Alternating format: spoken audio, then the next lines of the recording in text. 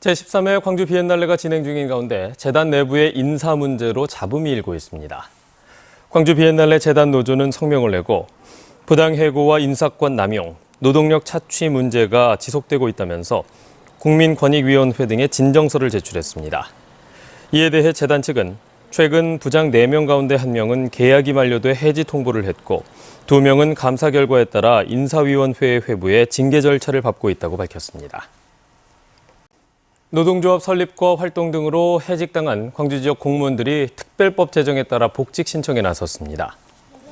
전국 공무원 노조 광주 지역 본부는 어제 북구청 앞에서 기자회견을 열고 지난해 12월 제정된 공무원 노동조합 관련 해직 공무원 등의 복직 등에 관한 특별법안 시행에 따라 지난 2013년과 2004년에 해직된 조합원 5명에 대해 복직을 신청했다고 밝혔습니다. 광주시 교육청이 학원 종사자들에게 PCR 검사를 권고하고 나섰습니다.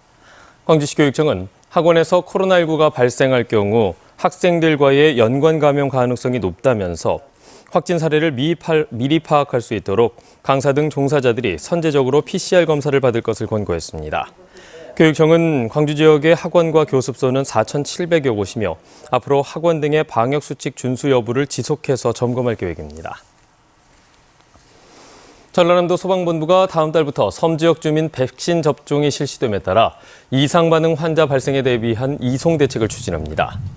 이번 조치는 65세 이상 섬 지역 접종 대상자 17,000여 명이고 혹시 발생할 수 있는 이상 반응 환자 신고가 증가할 것에 대비한 것입니다.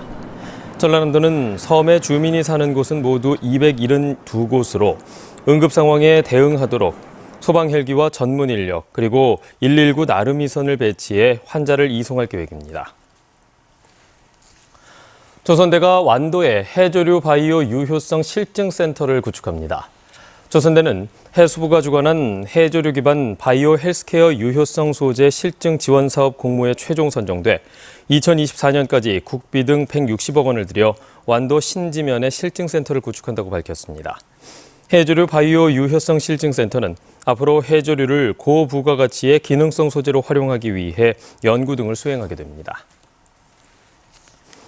코로나19의 영향으로 지난해 광주와 전남 지역의 혼인 건수가 줄어든 것으로 나타났습니다. 호남지방통계청이 발표한 호남 지역의 혼인 이혼 현황 자료를 보면 지난해 광주 지역의 혼인 건수는 5,500여 건으로 전년보다는 11.7%, 전남은 6,300여 건으로 14.1% 감소했습니다.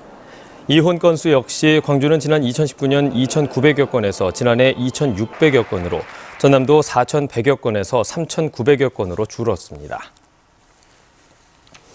정의당 강은미 의원이 기후 문제로 인한 피해를 최소화하기 위해 기후 위기 대응과 정의로운 녹색 전환을 위한 기본 법안을 대표 발의했습니다.